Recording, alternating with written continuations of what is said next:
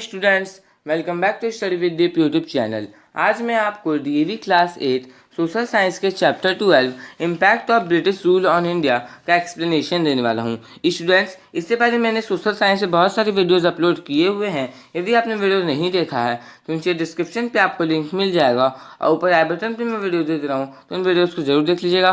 और other subject से मैंने बहुत सारी वीडियोज़ अपलोड किए हुए हैं, जैसे कि साइंस, इंग्लिश, मैथ्स, एसएसटी।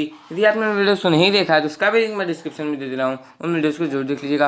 और हर एक सब्जेक्ट का एक सेपरेट प्लेलिस्ट बना हुआ है, ये आपको मेरे चैनल के प्लेलिस्ट सेक्शन में मिल जाएगा। तो किसी भी वीडियो के लिए बस चैनल के प्लेलिस्ट सेक्शन को जरूर देख लीजिएगा। तो आज मैं आपको ये चैप्टर समझाने वाला हूँ। चलिए हम लोग वीडियो शुरू करते हैं। जो ब्रिटिश ईरा था, ये सबसे इवेंटफुल ईरा था इंडिया के हिस्ट्री में।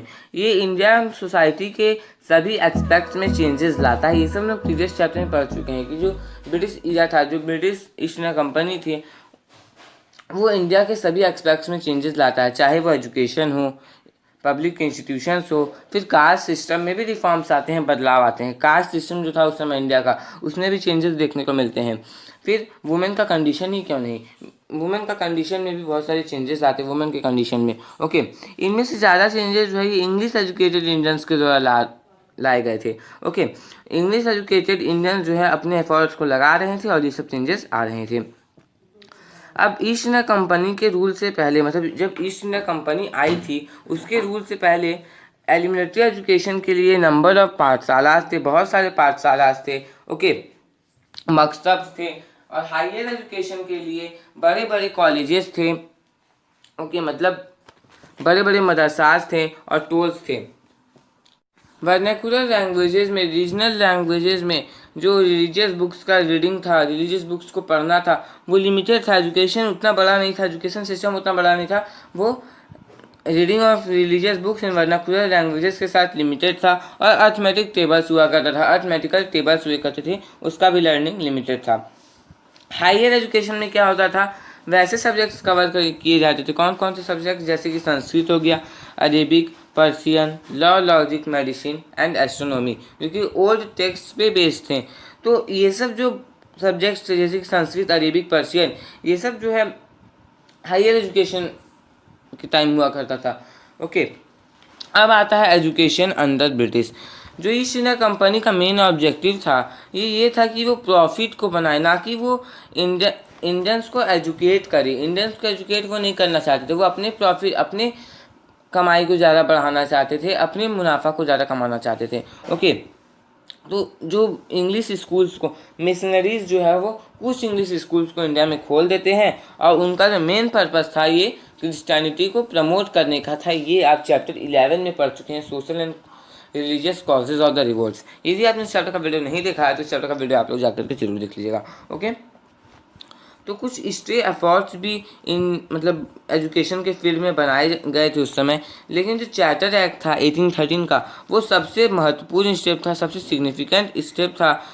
उस समय क्या होता है कि जो ब्रिटिश है वो 1 लाख रुपीज़ इंडिया के एजुकेशन के लिए 1 लाख रुपीज़ ग्रांट करते हैं, 1 लाख रुपीज़ का दान देते हैं, एक तरह से स्वीकृत करते हैं। और ऐसा पहली बार हुआ था कि ब्रिटिश जो है वो 1 लाख रुपीज़ इंडिया के एजुकेशन के लिए देते हैं। जो हिंदू थे और जो एल्फिंस्टोन कॉलेजेस थे वो कोलकाता और बॉम्बे में इस्टेब्लिश होते हैं। ये जो इंस्टीट्यूशंस थे ये इंग्लिश एजुकेटेड इंडियन सिलाइड क्लासेस को प्रोड्यूस कर रहे थे, जो कि वेस्टर्न ड्रेस का प्रचार करते थे, वेस्टर्न ईटिंग हैबिट्स का प्रचार करते थे, मतलब जो भी चीज़ का प्रचार करते थे वो वेस्टर्न हुआ करते थे। मतलब जो ब्रिटिशर्स थे ये चाहते थे कि इंडियन सोसाइटी के जो भी इलाइट क्लास है उनका ये फिजियोलॉजिकल स्लेवरी चाहते थे। 1835 में थॉमस मैकॉले, जो कि लेजिस्लेटिव काउंसिल के मेंबर थे, ये चाहते थे कि हम अपना बेस्ट करें, एक क्लास को फॉर्म करें जो कि मिलिनोस के बीच में, हमारे और मिलिनोस के बीच में इंटरप्रेटर्स का काम करे, जिससे हम गवर्न करें। और एक पर्सन्स का क्लास हो, मतलब पर्सन्स का एक क्लास हो जिसके ब्लड में तो इंडियन हो, कलर में भी इंडियन हो, लेकिन इंग्लिश टेस्ट में और ओपिनियन में इंग्लिश हो। तो थॉमस मैकॉले का यही कहना था। ओके, जो ब्रिटिशर्स थे वो इंडिया के फील्ड, मतलब इंडिया के एजुकेशन के फील्ड में वो स्टेप्स लेना चाहते थे, लेकिन ओरिएंटलिस्ट और एंग्लिस्ट के बीच में एक कॉन्ट्रोवर्सी रोज हो जाता है। एजुकेशन के मीडियम को लेकर के। जो ओरिएंटलिस्ट थे वो चाहते थे कि ट्रेडिशनल सिस्टम ऑफ एजुकेशन रहे, मतलब जो मीडियम एजुकेशन का वो ट्रेडिशनल रहे। ओके, जैसे कि संस्कृत और पर्शियन, इसे मीडियम लिया जाए, मीडियम ऑफ इंस्ट्रक्शन संस्कृत या पर्शियन को लिया जाए। लेकिन जो एंग्लिस्ट थे ये चाहते थे कि इंग्लिश को मीडियम ऑफ इंस्ट्रक्शन लिया जाए। लॉर्ड मैकॉले एंग्लिश को सपोर्ट करते थे, क्योंकि जो ब्रिटिश थे वो इंडियंस का एक ऐसा क्लास चाहते थे जो कि रूलर्स और जो रूल कर चुके हैं उनके बीच में एक तरह का लिंक का काम करे, और लोअर एडमिनिस्ट्रेशन के लिए एक चीप मैन पावर को प्रोवाइड करवाए। यहाँ पर देखिए आप इमेज दिखाया हुआ है लॉर्ड मैकॉले का, जो एंग्लिस्ट का सपोर्ट कर रहे थे।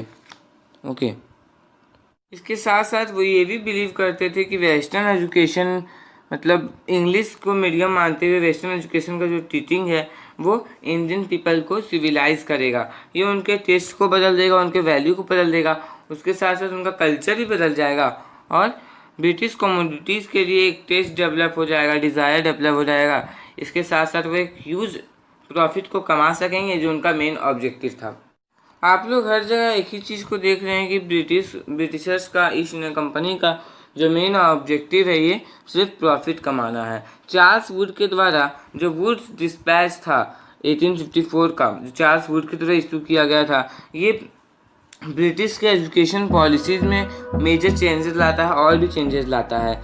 ये एजुकेशन के डिपार्टमेंट के लिए एक डिटेल्ड प्लान देता है। यूनिवर्सिटीज़ को प्रेसिडेंसी टाउन्स में सेटअप किया जाता है। यूनिवर्सिटी सेटअप किए जाते हैं। और प्रेसिडेंसी टाउन्स कौन कौन से थे? कोलकाता, मद्रास और बॉम्बे। इंस्टीट्यूट्स होता है टीचर्स को ट्रेन करने के लिए, वो भी सेट होता है। और वर्नाकुलर स्कूल्स को असिस्टेंस दिया जाता है। 1882 में हंटर एजुकेशन कमीशन था। इसे वुड डिस्पैच का जो नॉन इम्प्लीमेंटेशन था उसके लिए अपॉइंट किया गया था। ओके, प्राइमरी एजुकेशन का क्या पोजीशन है, सेकेंडरी एजुकेशन का क्या पोजीशन है, ये देखने के लिए एजुकेशन की फील्ड में मिशनरीज का क्या क्या अभी वहाँ पर, मतलब मिशनरीज क्या क्या कर रहे हैं, कौन कौन से काम मिशनरीज कर रहे हैं, इसको देखने के लिए उन्हें भी अपॉइंट किया गया था। ओके, फिर वोकेशनल ट्रेनिंग, सेकेंडरी एजुकेशन में जो वोकेशनल ट्रेनिंग होता है वो कैसा है, इन सभी चीज़ के लिए एक हंटर एजुकेशन कमीशन को अपॉइंट किया गया था। लॉर्ड कर्जन जो वाइस रॉय थे इंडिया के, मतलब गवर्नर जनरल थे इंडिया के, वो एजुकेशन के पूरे सिस्टम को रिवाइज करते हैं, क्योंकि उन्हें इस चीज़ पे विश्वास था, वो इस चीज़ पे बिलीव करते थे कि इंडिया में जो भी एजुकेशनल इंस्टीट्यूशंस है ये पॉलिटिकल रिवॉल्यूशनरीज को प्रोड्यूस कर रहे हैं, मतलब विद्रोही को प्रोड्यूस कर रहे हैं। विद्रोह इन्हीं के कारण हो रहा है, मतलब जो भी एजुकेशनल इंस्टीट्यूशंस इसके कारण विद्रोह होता है। इसी व्यू के साथ इंडिया में इंडियन यूनिवर्सिटीज़ एक्ट ऑफ 1904 पास होता है हायर एजुकेशन को चेक करने के लिए। इंडिया में हायर एजुकेशन कैसा है इस चीज़ को चेक करने के लिए इंडियन यूनिवर्सिटीज़ एक्ट ऑफ 1904 ये पास होता है। ये जो है इंडियंस को अनॉयड कर लेता है। पूर्ण रूप से इंडिया का जो यूनिवर्सल एजुकेशन था ये ब्रिटिशर्स के द्वारा उपेक्षित किया जा रहा था, नेग्लेक्ट किया जा रहा था, जब तक गांधी जी वर्धा एजुकेशन स्कीम को लॉन्च कर रहे थे। उनके द्वारा शुरू किया गया था 1937 में। वो इस चीज़ पे बिलीव करते थे कि जो इंग्लिश एजुकेशन है ये इन्फीरियरिटी के सेंस को इंडियंस में क्रिएट कर दिए हैं, एक मास्टर स्लेव मेंटलिटी को डेवलप कर चुके हैं, मतलब कि गुरुदास मेंटलिटी को डेवलप हो चुका है इंडियंस के बीच में। ओके, सो एक नेशनल एजुकेशन सिस्टम प्रपोज होना चाहिए जो कि मोरल्स जैसे कि ट्रूथ हो गया, गुडनेस हो गया, जस्टिस हो गया, सेल्फ रिस्पेक्ट का सेंस और इंडियन मासेस के अगेंस्ट में इंडिया के जनता के बीच में डिग्निटी को प्रदान करे। ओके, सभी के बीच में ट्रूथ आए, सभी मोरल्स को जाने, ट्रूथ जाने, गुडनेस जाने, जस्टिस जाने, सेल्फ रिस्पेक्ट का सेंस जाने। और गांधी जी का कहना था कि जो ब्रिटिश इंग्लिश एजुकेशन सिस्टम है ये मास्टर स्लेव मेंटलिटी को इंडियंस के अमंग में डेवलप कर चुका है। 1943 में जो ब्रिटिश है ये जॉन सर्जेंट को अपॉइंट करते हैं नेशनल सिस्टम ऑफ एजुकेशन को प्रिपेयर करने के लिए। ये यूनिवर्सल और कंपलसरी फ्री एजुकेशन, मतलब जो भी इंडिया में जो भी बच्चे थे 6 से 14 ईयर्स के एज में, उसके लिए कंपलसरी फ्री एजुकेशन को ग्रांट करता है, प्रपोज करता है। ठीक है, इसके से क्या होता है कि स्टूडेंट्स का राउंड डेवलपमेंट होता है। अब सभी स्टूडेंट्स जो है वो 6 से 14 ईयर्स के सभी स्टूडेंट्स अब पढ़ सकते हैं, उनके फ्री एजुकेशन दिया जा रहा है। इसमें से ज़्यादा रिकमेंडेशंस, इस प्लान का ज़्यादा रिकमेंडेशन इंडिया के गवर्नमेंट के द्वारा इम्प्लीमेंट किया गया इंडिपेंडेंस के बाद। मतलब जब इंडिया को इंडिपेंडेंस मिल गया तो उसके बाद इनमें से ज़्यादा रिकमेंडेशंस को इम्प्लीमेंट किया गया, सुधारा गया। अब ब्रिटिश सिस्टम ऑफ एजुकेशन का क्या क्या पॉजिटिव इम्पैक्ट था। जब जो इंग्लिश लैंग्वेज था ये डिफरेंट रीजन्स के पीपल को यूनाइट कर देता है। पीपल्स जो है वो अब रीजनल प्रेजुडिसेस से ऊपर उठ चुके हैं और इंडिया को अब अपने मातृभूमि के रूप में, मदरलैंड के रूप में मानने लगे थे। ओके, इंडिया को अपने मदरलैंड के रूप में सोचने लगे थे। नेशनलिज्म का एक सर्ज पूरे इंडिया के सभी पार्ट्स में, सभी सेक्शंस में स्प्रेड हो जाता है। ये इक्वालिटी के आइडियाज़ को लेकर के, लिबर्टी, फ्रेटर्निटी, डेमोक्रेसी, इसके लिए अवेयरनेस को क्रिएट करता है। ओके, ये जो है सोशल और रिलीजियस रिफॉर्म्स जो भी थे उसके लिए अवेयरनेस क्रिएट करता है कि हमें सोशल एंड रिलीजियस रिफॉर्म्स भी चाहिए। जो एजुकेटेड वुमेन्स थे जैसे कि सरोजनी नायडू, ये नेशनल मूवमेंट को ज्वाइन कर लेते हैं। अब ब्रिटिश का मतलब जो ब्रिटिश एजुकेशन सिस्टम था इसका क्या क्या नेगेटिव इम्पैक्ट था। ये इंग्लिश एजुकेटेड इंडियंस और बाकी जितने भी इंडियंस थे इसके बीच में एक डिवीज़न क्रिएट कर देता, मतलब एक तरह से बंटवारा हो जाता है। जो इंडिजिनियस लिटरेचर थे और थॉट, इन्हें इग्नोर किया जाता है। जो ब्रिटिश टेक्स्ट बुक्स थे ये ब्रिटिश एडमिनिस्ट्रेशन और फिलोसफी को ग्लोरीफाई करते हैं। अब हमारे पास आता है सोशल इम्पैक्ट। ब्रिटिश जो है इंडिया के कल्चर को, इंडिया के ट्रेडिशन और इंडिया के कस्टम को बिल्कुल पसंद नहीं करते थे, लाइक नहीं करते थे। वो इंडियंस को बारबेरियंस के रूप में कंसिडर करते थे, इन्फीरियर्स के रूप में कंसिडर करते थे और उसके अगेंस्ट में उन्हें डिस्क्रिमिनेट करते थे। ओके, जो इंग्लिश एजुकेटेड इंडियंस थे वो ऐसा सोसाइटी चाहते थे, मतलब ईविल से फ्री सोसाइटी चाहते थे, सुपरस्टिशंस चाहते थे, रिचुअल्स चाहते थे। बहुत सारे रिफॉर्म मूवमेंट्स होते हैं उस समय। रिफॉर्मर्स जैसे कि राजा राम मोहन राय, ईश्वर चंद्र विद्यासागर, स्वामी दयानंद सरस्वती, ये सब जो है इंडियन सोसाइटी से ईविल्स को इरेडिकेट करना चाहते थे, ख़त्म करना चाहते थे। तो वो ब्रिटिश को कंपेल करते हैं, फोर्स करते हैं कि वो कुछ लॉज को पास करे जो इंडिया में सोशल रिफॉर्म्स को इंट्रोड्यूस करे। मतलब कौन कौन से रिफॉर्मर्स थे इसका आपको लोगों को ध्यान में रखना होगा। राजा राम मोहन राय, ईश्वर चंद्र विद्यासागर, ओके, स्वामी दयानंद सरस्वती, ये सब जो है इंडिया से, इंडियन सोसाइटी से ईविल्स को दूर भगाना चाहते थे, ख़त्म करना चाहते थे। ये सब जितने भी रिफॉर्मर्स थे ये ब्रिटिशर्स को फोर्स करते हैं, कंपेल करते हैं कुछ सोशल रिफॉर्म्स को पास करने के लिए, इंट्रोड्यूस करने के लिए इंडिया में। ओके, सती जो है ये एक इनह्यूमन प्रैक्टिस था जिसमें एक विधवा को अपने पति के चिता पे बर्न होने के लिए, मतलब अपने आप को वहाँ पर जला देने के लिए, उसके चिता पे लेट जाने के लिए फोर्स किया जाता था। वो जो ये जो प्रोसेस था, मतलब ये जो इनह्यूमन प्रैक्टिस था, ये गवर्नर जनरल विलियम बेंटिक के द्वारा 1829 में एबॉलिश किया जाता है। ओके, और राजा राम मोहन के इंसिस्टेंस पे किया जाता है जो कि एक सोशल रिफॉर्मर थे। सेकंड आता है फीमेल इन्फेंटिसाइड। इन्फेंट गर्ल्स का जो किलिंग हुआ करता था उन्हें इन्फेंट के टाइम में ही मार दिया जाता था, तो ये लॉ के द्वारा 1870 में बैन हो जाता है। थर्ड आता है चाइल्ड मैरिज। जब कोई भी चाइल्ड 1 या फिर 3 ईयर्स ऑफ एज के पास पहुंच जाता, उसके नियर में पहुंच जाता है तो उसकी शादी हो जाती थी। ओके, किसी भी बच्चे की शादी हो जाती थी जब वो 1 या 2 साल के आसपास पहुंच जाता था, और इसे जो है 1891 में लॉ के द्वारा बैन किया गया, फिर 1929 में से बैन किया गया। ओके, और 1929 में जो शारदा एक्ट था, अमेंडमेंट के बाद इसके लिए एक एज को फिक्स करता है, मैरिज के लिए एक एज को फिक्स करता है जो कि था 18 ईयर्स गर्ल्स के लिए और 21 ईयर्स बॉयज़ के लिए। ये ब्रिटिश इंडिया में रह रहे सभी पीपल्स के लिए अप्लाई हुआ, और ये सिर्फ हिंदूज के लिए नहीं था, ये सभी के लिए था। ये सोशल रिफॉर्म मूवमेंट का रिजल्ट था। इंडिया में जो सोशल रिफॉर्म मूवमेंट चल रहा था उसका रिजल्ट था ये हिंदू और मुस्लिम वुमेन ग्रुप्स का एक ग्रेट विक्ट्री था, एक बहुत ही बड़ा जीत था जो कि चाइल्ड मैरिज को अपोज करते थे। नेक्स्ट आता है विडो रीमैरिज एक्ट।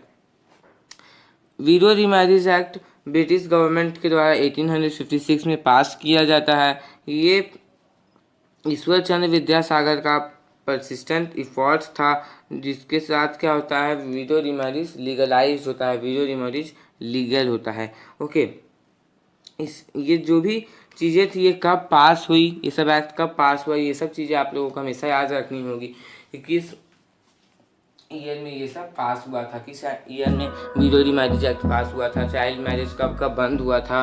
ओके, फिर सती कब खत्म हुआ था, फिर फीमेल इन्फेंटिसाइड कब खत्म हुआ था, ये सब आप लोगों को हमेशा याद रखने होंगे। 1920 तक सिर्फ इनलाइटेड इंडियन मैन ही वुमेन के वेलफेयर के लिए काम करते थे, वुमेन के अपलिफ्टमेंट के लिए काम करते थे। ये सिर्फ डिस्क्रिमिनेशन को अपोज नहीं करते थे वुमेन के अगेंस्ट में, ये अपनी लिव्स को भी समर्पित कर देते थे, अपने जीवन को समर्पित करते थे, अपने जीवन को झोंक देते थे। ओके, और रिलीजियस और सोशल रिफॉर्म्स को कॉज करते थे, सोशल रिफॉर्म्स लाना चाहते थे, ये वुमेन को अपलिफ्ट करना चाहते थे, ऊपर लाना चाहते थे। बाद में क्या होता है कि बहुत सारे वुमेन, एजुकेटेड वुमेन जो है ये वेलफेयर प्रोग्राम्स को ज्वाइन करते हैं। 1927 में all India women's conference organise होता है। अब नेक्स्ट हमारे पास आता है socio religious reforms. 19th century के दौरान एक सोशल ट्रांसफॉर्मेशन इंडिया में शुरू होता है, जो कि नेशनलिज्म के, राष्ट्रवाद के सोच को बढ़ावा देता है। वेस्टर्न साइंस के साथ जो क्लोज कांटेक्ट था, लिटरेचर और थॉट के साथ जो क्लोज कांटेक्ट था, ये मासेस की जनता के माइंडसेट को चेंज कर देता है, बदल देता है। बिगनिंग में डिस्क्रिमिनेशन के अगेंस्ट में सिर्फ इलाइट क्लासेस ही कैंप कर रहे थे, मतलब जो लो कास्ट थे उनके साथ जो डिस्क्रिमिनेशन हुआ करता था उसके अगेंस्ट में सिर्फ इलाइट क्लासेस ही कैंप कर रहे थे। लेकिन बाद में क्या होता है कि लोअर कास्ट वो भी अपने लिए लड़ते हैं, सोशल इनजस्टिस के, मतलब सोशल इनजस्टिस को ख़त्म करने के लिए, इंडियन सोसाइटी में जो ईविल्स थे उन्हें ख़त्म करने के लिए वो भी अब उभर के ऊपर आते हैं। बहुत सारे सोशियो रिलीजियस रिफॉर्म्स होते हैं, ये इंडिया के डिफरेंट पार्ट में फैल जाते हैं, स्प्रेड कर जाते हैं। केरल जो है ये एक बहुत ही ओप्रेसिव कास्ट सिस्टम, एक रिजिड और ओप्रेसिव कास्ट सिस्टम को झेलता है। जो सोशल और इकोनॉमिक स्टेटस था पर्सन का, वो उसके पोजीशन के द्वारा डिटरमाइन किया जाता था केरल के कास्ट हिराची में। ओके, हायरची में कोची के जो प्रिंसली स्टेट्स थे और त्रावणकोर, वहाँ पर जो गवर्नमेंटल पोजीशंस थे वो लो कास्ट के लिए डिनाइड थे, नॉन हिंदूज के लिए भी डिनाइड थे। अब हम लोग कुछ सोशल और रिलीजियस रिफॉर्मर्स के बारे में पढ़ेंगे कि कौन कौन से सोशल और रिलीजियस रिफॉर्मर्स थे जो रिफॉर्म्स लाए थे उस समय। ओके, इसमें सबसे पहला नाम हमारे पास दिया हुआ है श्री नारायण गुरु, जो 1854 से 1928 तक रहते हैं। ओके, श्री नारायण गुरु ये ग्रेट हिंदू सेंट थे और एक सोशल रिफॉर्मर थे। ये केरल के, इनका जो जन्म था ये केरल के इजवाहा कम्युनिटी में हुआ था। ये कास्ट सिस्टम के अगेंस्ट में काम करते हैं, अनटचेबिलिटी के अगेंस्ट में काम करते हैं। ओके, ब्राह्मीण डोमिनेंस के अगेंस्ट में और लोअर कास्ट का जो डिस्क्रिमिनेशन हुआ करता था उसके अगेंस्ट में ये काम करते थे। श्री नारायण जो है ये बहुत सारे टेम्पल्स को बनवाते हैं और एक गॉड के लिए प्रोपिगेट करते हैं, एक गॉड, एक कास्ट और एक रिलीजन के लिए प्रोपिगेट करते हैं। सेकेंड हमारे पास आता है ज्योतिबा फुले। ज्योतिबा फुले एक महाराष्ट्र के एक सोशल रिफॉर्मर थे, जो कि सत्य शोधक समाज को फाउंड करते हैं, एक ऐसा ऑर्गेनाइजेशन जो कि लो और ऑपरेस्ड क्लास के लिए वर्क करता है, उनके अपलिफ्टमेंट के लिए वर्क करता है, उन्हें कैसे ऊपर लाया जाए उसके लिए काम करता है। फुले जो है वो एजुकेशन को एक तरह का मीन्स ऑफ लिबरेशन कंसिडर करते थे और अंडर प्रिविलेज्ड क्लास के लिए ये स्पेशल स्कूल्स को भी स्टार्ट करते हैं। ये अवेयरनेस को क्रिएट करने में सक्सेसफुल रहते हैं। जो मिजरेबल कंडीशंस होता था उस डिप्रेस्ड क्लास का, उसके लिए ये जो है अनटचेबिलिटी को रिमूव करने के लिए कैंप करते हैं, लोअर कास्ट के अपलिफ्टमेंट के लिए कैंप करते हैं, जो कि एंटी ब्राह्मण मूवमेंट का फॉर्म ले लेता है उसके रूप में। Jyotiba Phule Indian national Congress party को रिजेक्ट कर देते हैं और ये कहते हैं कि वो पार्टी रीच के लिए है, गरीबों के लिए नहीं है, वो अमीरों के लिए है और अपर कास्ट के लोगों के लिए है, बड़े बड़े कास्ट के लोगों के लिए है, वो लोअर कास्ट के लोगों के लिए नहीं है। थर्ड हमारे पास आता है वीर सलिंगम कंदुकुरी। जो वीर सलिंगम कंदुकूरी है, इन्हें मॉडर्न आंध्र प्रदेश का प्रॉफिट माना जाता है, क्योंकि ये आंध्र सोसाइटी को उनके ऑर्थोडॉक्स कस्टम्स और सुपरस्टिशन से अवेक करते हैं। ये एक रिफॉर्मर थे और एक पहले पर्सन थे जिन्होंने ड्रामा लिखा, नॉवल लिखा, नेचुरल साइंस पे बुक लिखे, और जो साइंस थे और हिस्ट्री को तेलुगु में लिखा। नेचुरल साइंस पे बुक लिखा और हिस्ट्री को तेलुगु में लिखा। वीरसलिंगम कंदुकूरी अभाग्योपिख्य नामू लिखते हैं, जो कि आंध्र सोसाइटी के लिए एक हास्य व्यंग्य लिखते हैं, एक तरह से वो व्यंग्य लिखते हैं आंध्र सोसाइटी पे। वीरसलिंगम एक मैगजीन को स्टार्ट करते हैं जिसका नाम रहता है विवेकवर्धनी, जिसमें कि वो वीमेन एजुकेशन के बारे में बहुत कुछ बताते हैं। विडो रीमैरिज के बारे में बताते हैं, वुमेन के राइट्स के बारे में बताते हैं। वो ये पहले राइटर थे जिन्होंने वुमेन के लिए एक प्रोज भी लिखा। ये कन्या शुक्लम को अपोज करते थे। और या ओल्ड मैंस के साथ, मतलब कि बूढ़े बूढ़े पुरुष के साथ जब यंग गर्ल्स का मैरिज होता था, विवाह होता था, उसे भी ये अपोज करते थे। वीरसलिंगम जो है ये विडो रीमैरिज को फर्स्ट बार अरेंज करते हैं 1881 में। Window remarriage. अब आता है परियार ईवी रामास्वामी। ये जो है तमिलनाडु के ईरोड टाउन में इनका जन्म होता है। ये ग्रेट रैशनलिस्ट थे और रिवॉल्यूशनरिस्ट थे। ये कांग्रेस को 1925 में लेफ्ट कर देते हैं, मतलब छोड़ देते हैं, क्योंकि ये ऐसा सोच रहे थे कि वो जो पार्टी है वो ब्राह्मण के इंटरेस्ट को ही सिर्फ सर्व कर रहा है। ये कांग्रेस को कहते थे कि ये फोर्ट ऑफ ब्राह्मण्स का एक किला, एक फोर्ट। रामास्वामी जो है ये नेशनलिज्म के प्रिंसिपल्स का प्रचार करते हैं, सेल्फ रिस्पेक्ट के प्रिंसिपल्स का प्रचार करते हैं, वुमेन राइट्स क्या क्या है इसके बारे में ये प्रचार करते हैं, कास्ट सिस्टम का, एजुकेशन का प्रचार करते हैं। अब नेक्स्ट आता है स्वामी दयानंद सरस्वती, 1824 से 1883 तक। स्वामी दयानंद सरस्वती एक ग्रेट सेज, एक फिलोसफर, एक स्कॉलर थे, एक सोशल रिफॉर्मर भी थे। ये ब्राह्मण फैमिली में इनका जन्म होता है 1875 में। ये आर्य समाज को इस्टेब्लिश करते हैं, Arya Samaj society of nobles Bombay में। उसके बाद ये इसे लाहौर में भी इस्टेब्लिश करते हैं। ये एक गॉड पे बिलीव करते थे और ये बैक टू वेदास का मैसेज का प्रचार करते थे, जो कि नॉलेज का एक ग्रेट सोर्स है, मतलब ग्रेट नॉलेज का एक सोर्स है। ये शुद्धि मूवमेंट को भी स्टार्ट करते हैं हिंदूज को रिकन्वर्ट करने के लिए, जिन्हें अदर रिलीजन्स पे, जो दूसरे रिलीजन्स पे कन्वर्ट हो गए थे। शुद्धि मूवमेंट का ये प्रचार करते हैं, उसको स्टार्ट करते हैं। ये आइडल वर्शिप को, मूर्ति पूजा जो होता है, इसे अपोज करते थे। चाइल्ड मैरिज को अपोज करते थे, कास्ट सिस्टम को अपोज करते थे। ये विडो रीमैरिज के एक ग्रेट सपोर्टर थे और वुमेन्स एजुकेशन के ग्रेट सपोर्टर थे। मतलब वुमेन्स जो है उनका भी एजुकेशन, वो भी एजुकेटेड हो, वो भी पढ़ लिख सके, इनके लिए ये बहुत ही ज़्यादा सपोर्ट करते थे। स्वामी दयानंद जो है एक फ्री, स्ट्रॉन्ग, यूनाइटेड इंडिया को बिल्ड करना चाहते थे, बनाना चाहते थे।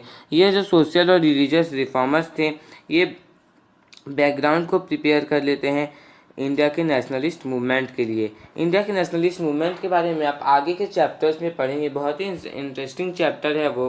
यदि आप उस चैप्टर का वीडियो चाहते हैं तो नीचे कमेंट बॉक्स में कमेंट कर दीजिएगा। और स्टूडेंट्स, यदि आप इस चैप्टर का नोट्स चाहते हैं तो कमेंट बॉक्स में कमेंट कर दीजिएगा। मैंने हर एक चैप्टर का डिटेल चैप्टर नोट्स बनाया हुआ है। यदि आप कमेंट कर दीजिएगा, मैं नोट्स आपको जरूर दे दूंगा। और स्टूडेंट्स, यदि आप मेरे चैनल पर नए हैं तो चैनल सब्सक्राइब कर लीजिए, बेल आइकन को प्रेस कर लीजिए, क्योंकि मैं आपके लिए ऐसे एजुकेशनल वीडियोस लाता रहता हूँ। नेक्स्ट हमारे पास आता है doctor Bhimrao Ambedkar. Doctor Bhimrao Ambedkar, popularly इन्हें बाबा साहिब के नाम से जाना जाता था। ये बहुत सारे ओप्रेस्ड पीपल, मतलब उत्पीड़ित लोगों के लाइफ को सेल्फ रिस्पेक्ट और डिग्निटी के रूप में चेंज करने के लिए प्रेरित करते हैं। एक पुअर फैमिली में इनका जन्म होता है, एक गरीब फैमिली में इनका जन्म होता है। ये अनटचेबल फैमिली थे। इन्हें क्लासरूम के कॉर्नर में बैठना पड़ता था, एक चटाई में बैठना पड़ता था, और दूसरे बच्चे बेंच और डेस्क में बैठते थे। और ये जिस कॉर्नर में बैठते थे, ये डेस्क और बेंच से बहुत ही ज़्यादा दूर था, दूसरे बच्चों से बहुत ही ज़्यादा दूर था। ये कोलंबिया यूनिवर्सिटी में जाते हैं वहाँ पर ये फ्रीडम और इक्वालिटी को महसूस करते हैं, एक्सपीरियंस करते हैं, ओके, अनुभव करते हैं। ये इस चीज़ को रियलाइज़ करते हैं कि एजुकेशन ही एक ऐसा चीज़ है जिससे जस्टिस को अचीव किया जा सकता है। ये इनका कहना था कि जस्टिस जो है वो दूसरों के द्वारा लिया नहीं जाएगा, और जो सफ़रर्स है, जो झेलने वाले हैं, इन्हें जस्टिस खुद से लेना पड़ेगा। जस्टिस कोई देगा नहीं उन्हें दूसरों से जस्टिस मिलने वाला नहीं, उन्हें खुद उसके लिए लड़ना पड़ेगा। जितना वो अभी सफ़र कर रहे हैं, झेल रहे हैं, उतना ही वो यदि लड़ेंगे तो वो जस्टिस को अपने आप पा सकेंगे। वो मराठी न्यूज़पेपर मूक नायक के फाउंडर थे, जो कि ओके, और अनटचेबल्स के चैम्पियन थे। ये जो है बहिष्कृत हितकारिणी सभा को फाउंड करते हैं, और हॉस्टल्स और स्कूल्स को सेटअप करते हैं, फ्री लाइब्रेरीज को सेटअप करते हैं एजुकेशन को प्रमोट करने के लिए, और दलित के सोशियो इकोनॉमिक डेवलपमेंट को अपलिफ्ट करने के लिए, मतलब दलित से इन्हें भी ऊपर लाना चाहते थे, तो उनके सोशियो इकोनॉमिक डेवलपमेंट के लिए, अपलिफ्टमेंट के लिए ये एजुकेशन को प्रमोट करना चाहते थे। और इनका तो कहना आप जानते हैं कि एजुकेशन के बिना जस्टिस हम लोग कभी प्राप्त नहीं कर सकते हैं।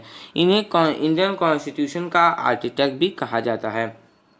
जो भीमराव अंबेडकर थे, ऐसे बॉय थे जो कि इन्हें बहुत ही ज़्यादा ह्यूमिलिएशन को सफ़र करना पड़ता था स्कूल में। ये इंडियन कॉन्स्टिट्यूशन को सेव करते हैं, और लॉ फ्री ऑफ इंडिया के, मतलब लॉ फ्री इंडिया के ये फर्स्ट मिनिस्टर बनते हैं। ओके, तो भीमराव अंबेडकर एक गरीब फैमिली से बिलोंग करते थे, लेकिन धीरे धीरे अपनी मेहनत से ये इंडियन कॉन्स्टिट्यूशन के आर्किटेक्ट बन जाते हैं, इंडियन कॉन्स्टिट्यूशन को बनाने वाले ये बन जाते हैं। ओके, आपके पास एग्जाम में क्वेश्चन आ सकता है कि who is the architect of the Indian constitution, तो आप लिख सकते हैं भीमराव अंबेडकर, डॉक्टर भीमराव अंबेडकर। ओके, अब आता है मेरे पास नेक्स्ट महात्मा गांधी के बारे में। महात्मा गांधी को पॉपुलरली फादर ऑफ नेशन के रूप में जाना जाता है। ये इंडिया के फ्रीडम स्ट्रगल में, इंडिया की आज़ादी में ये एक बहुत ही बड़ा रोल प्ले करते हैं। ये बहुत सारे एक्टिविटीज़ को शुरू करते हैं, जैसे कि सत्याग्रह, सर्वोदया, नॉन वायलेंट रेसिस्टेंट के अंदर, मतलब इनका अहिंसा, इनका कहना था कि हमें किसी भी चीज़ के लिए तुरंत हिंसा नहीं करनी, हमें अहिंसा से काम लेना है। ये इंडिया को एक कम्युनिटी में ट्रांसफॉर्म करना चाहते थे, बदलना चाहते थे, जहाँ पर सभी जितने भी इंडिविजुअल है, सभी इंडिविजुअल जो है ये दूसरों को सर्व करे, स्पेशली जो पुअर है, जो गरीब है, उनको सर्व करे। तो ये ऐसा सोसाइटी चाहते थे, ऐसा कम्युनिटी में इंडियन सोसाइटी को चेंज करना चाहते थे। गांधी जी चाइल्ड मैरिज को अपोज करते हैं, अनटचेबिलिटी तो अपोज करते हैं। ओके, वुमेन के अगेंस्ट में जो डिस्क्रिमिनेशन होता था उसको अपोज करते हैं। इन्हें ये अनटचेबल्स को हरिजन्स के रूप में कंसिडर करते थे। हरिजन्स का मतलब होता है पीपल्स ऑफ गॉड, गॉड के लोग। गांधी जी बिलीव करते थे कि जो स्पिनिंग व्हील्स है, खादी है, और जो विलेज इंडस्ट्रीज़ है, इसका रिवाइवल हो। ये विलेजर्स के लिए नेसेसरी है, ताकि उन्हें दूसरे सिटीज़ पे जाना नहीं पड़े, वर्क के लिए दूसरे सिटीज़ में नहीं जाना पड़े, दूसरे शहरों में नहीं जाना पड़े। वो जहाँ रह रहे हैं वही विलेज में वो काम कर सकते। इसके लिए क्या क्या ज़रूरी था? स्पिनिंग व्हील्स, खादी और विलेज इंडस्ट्रीज़ का रिवाइवल। गांधी जी कहीं थे, मतलब गांधी जी ने कहा था कि एक वाइफ जो है ये हस्बैंड का, एक पत्नी एक पति का गुलाम नहीं है, बल्कि वो उसका साथी है, उसके लिए हेल्पमेट है उसके हस्बैंड का, और सुख और दुख सभी में उसका पूरा भागीदारी है, उसका पूरा साथ होना चाहिए। वो वुमेन के एजुकेशन को सपोर्ट करते हैं और विडो रीमैरिज को सपोर्ट करते हैं। वो दहेज प्रथा को पूरी तरह से अपोज करते थे, और जो पर्दा व्यवस्था था, पर्दा सिस्टम था, इसे भी वो अपोज करते थे। अब रिफॉर्म्स मूवमेंट का क्या क्या इम्पैक्ट होता है इंडियन सोसाइटी में? जो सोशियो रिलीजियस मूवमेंट्स थे, ये सोसाइटी में रिमार्केबल चेंजेस लाते हैं। ओके, सोसाइटी रिलीजन में रिमार्केबल चेंजेस लाते हैं। ये जो मूवमेंट्स थे इंडिया के सभी सोसाइटी पे, सोसाइटी के सभी सेक्शंस पे इसका एक डीप इम्पैक्ट पड़ता है, जो कि हिंदुइज्म और इस्लाम दोनों को एक अच्छी तरह से स्ट्रेंथेन करता है, मजबूत करता है। बहुत सारे सोशल इविल्स को ख़त्म करके। जो एजुकेटेड इंडियंस थे ये पास्ट ग्लोरी को रिवाइव करते हैं और मॉडर्न इंडिया के फॉर्मेशन में हेल्प करते हैं। जो रिफॉर्म मूवमेंट्स था ये कल्चरल अवेकनिंग को लाता है। इंडिया लिटरेचर की फील्ड में, साइंस और आर्ट की फील्ड में रैपिड डेवलपमेंट को देखता है। वहाँ पर एक रिमार्केबल इम्प्रूवमेंट था वुमेन के एजुकेशन में, उनके स्टेटस में। सामाजिक बुराइयों पर अंकुश लगाने के लिए लॉज पास होते हैं। जो रिफॉर्म मूवमेंट था ये मिडिल क्लास के लोगों को डॉक्टर्स, लॉयर्स, टीचर्स, साइंटिस्ट और जर्नलिस्ट बना देते हैं। ये जो है एक इनलाइटेड और एजुकेटेड क्लास जो है ये क्रूशियल और कॉन्स्ट्रक्टिव रोल प्ले करते हैं इंडिया के प्रोग्रेस में। मतलब जो इनलाइटेड और एजुकेटेड क्लास था ये क्रूशियल और कॉन्स्ट्रक्टिव रोल प्ले करते हैं इंडिया के प्रोग्रेस के लिए, इंडिया के प्रगति के लिए। जो कास्ट सिस्टम था ये चैलेंजेस को फेस करता है बुद्धा के टाइम में, महावीर के टाइम में और उससे पहले भी। लेकिन रिफॉर्म मूवमेंट के दौरान क्या होता है, कास्ट सिस्टम का अपोजिशन होता है, ये पूरे इंडिया में फैल जाता है। सोसाइटी के सभी सेक्शंस में इस चीज़ का फैलाव हो जाता है। जो मूवमेंट था ये एजुकेशन कॉन्टैक्ट जो था यूरोपियंस के साथ वो भी हेल्प करता है, प्रिंटिंग प्रेस भी हेल्प करता है। मतलब कि प्रिंटिंग प्रेस क्या हो गया। अब प्रिंटिंग प्रेस के बारे में हम लोग जानेंगे। तो हम लोगों ने देखा कि क्या क्या इम्पैक्ट था रिफॉर्म्स मूवमेंट का। बहुत सारे इम्पैक्ट हम लोगों ने देखे रिफॉर्म्स मूवमेंट के। रिफॉर्म्स मूवमेंट भी बहुत सारे हुए थे। तो अब हम लोगों को जानना है कि प्रिंटिंग प्रेस क्या था। जो प्रिंटिंग प्रेस है ये पब्लिक ओपिनियन को, लोगों के राय को मोबिलाइज करने में, फैलाने में, उनका क्या राय है किस चीज़ को लेकर के, इस चीज़ को फैलाने में एक महत्वपूर्ण भूमिका निभाते हैं। ये रिफॉर्मर्स को इनेबल करते हैं कि अपनी राइटिंग से, जो भी रिफॉर्मर्स है वो अपनी राइटिंग से लोगों के बीच में ज़्यादा से ज़्यादा अवेयरनेस फैलाए, लोगों को इस बारे में बताए कि क्या सही है क्या गलत है। किसी भी चीज़ के बारे में, मान लीजिए कोई सती बहुत ही ज़्यादा हो रहा है तो उसके बारे में लोगों को ज़्यादा से ज़्यादा बताया जाए, उसके बारे में अवेयरनेस क्रिएट किया जाए कि नहीं, हमें सती को, मतलब जो वीडियो है उन्हें अपने पति के चिता में लेटा करके उन्हें भी नहीं जलाना चाहिए, उनका हम लोगों को रीमैरिज कराना चाहिए, हम लोगों को उनका फिर से विवाह करवाना चाहिए। क्योंकि ऐसे ऐसे चीज़ों का अवेयरनेस को बढ़ावा दिया जाए। बहुत सारी इंग्लिश एजुकेटेड इंडियंस वो वैसे बुक्स को पढ़ते हैं जो कि संस्कृत से इंग्लिश में ट्रांसलेट हुए थे। मतलब जो बुक्स जो संस्कृत में लिखे हुए थे उन्हें वो इंग्लिश में ट्रांसलेटेड बुक्स करते थे, क्योंकि संस्कृत उतना इजी नहीं था उस समय, तो इंग्लिश में ट्रांसलेट करके उस बुक्स को पढ़ते थे। नेशनल प्राइड का जो स्पिरिट था ये पैट्रियटिज्म को इंस्टिल करता है और इंडिया में नेशनलिज्म के राइज के लिए ग्राउंड को प्रिपेयर करता है, एक तरह ज़मीन को प्रिपेयर करता है भारत में राष्ट्रवाद के उदय के लिए। मोरओवर डिफरेंट कास्ट के पीपल्स जो है, डिफरेंट कम्युनिटीज़ के पीपल्स और रीजन्स के पीपल ये क्लोज़र कांटेक्ट में आते हैं, एक क्लोज कांटेक्ट में आते हैं, जो कि एक ग्रेट इम्पेटस को देते हैं और फ्रीडम के लिए स्ट्रगल करते हैं।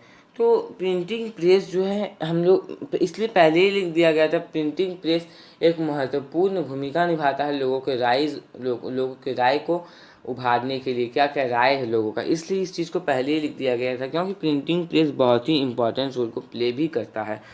यहाँ पर आप जो इमेज देख रहे हैं ये गुटेनबर्ग के प्रिंटिंग प्रेस का इमेज है। गुटेनबर्ग का प्रिंटिंग प्रेस का इमेज देखिए, कैसा मशीन यहाँ पर लगा हुआ है, कितने सारे पेपर्स रखे हुए हैं। तो ये जो इमेज है ये गुटेनबर्ग के प्रिंटिंग प्रेस का है। तो इस चैप्टर में आप लोगों ने मेनली रिफॉर्म्स मूवमेंट के बारे में पढ़ा, सोशल रिफॉर्मर्स के बारे में पढ़ा, उनके रिफॉर्म्स मूवमेंट का क्या क्या इम्पैक्ट हुआ सोसाइटी में, इंडियन सोसाइटी में, उसके बारे में पढ़ा। उसके साथ साथ आप इस चैप्टर में जाने कि प्रिंटिंग प्रेस का क्या रोल था उस समय। फिर बहुत सारी रिफॉर्मर्स के बारे में आप लोगों ने पढ़ा, जैसे श्री नारायण गुरु, ज्योतिबा फुले। फिर ब्रिटिश एजुकेशन का पॉजिटिव इम्पैक्ट क्या था, नेगेटिव इम्पैक्ट क्या था, ये सब के बारे में जाना। तो स्टूडेंट्स इस चैप्टर में बस इतना ही था। मैंने आपको एक ही वीडियो में पूरा चैप्टर समझा दिया। तो यदि आपको वीडियो अच्छा लगा तो वीडियो को लाइक कर दीजिए, और यदि आप मेरे चैनल पर नए हैं तो चैनल को सब्सक्राइब करके बेल आइकन को प्रेस करके और पे प्रेस कर लीजिए, क्योंकि मैं आपके लिए ऐसे एजुकेशनल वीडियोस को लाता रहता हूँ। और स्टूडेंट्स, इस वीडियो को अपने फ्रेंड्स के साथ ज़्यादा से ज़्यादा शेयर कीजिएगा, ओके। और इस वीडियो को लाइक करना बिल्कुल नहीं भूलिएगा। स्टूडेंट्स, प्रीवियस चैप्टर्स के वीडियोस को आप लोग जरूर देख लीजिएगा, ओके। चाहे वो सिविक्स के हो, ज्योग्राफी को, हिस्ट्री को, सभी के वीडियोस को आप लोग जरूर देख लीजिएगा। और सब वीडियोस जो है आपको मेरे चैनल के प्लेलिस्ट सेक्शन में मिल जाएगा। हर एक सब्जेक्ट का एक सेपरेट प्लेलिस्ट बना हुआ है, तो किसी भी वीडियो के लिए चैनल के प्लेलिस्ट सेक्शन में जरूर देख लीजिएगा। Thanks for watching.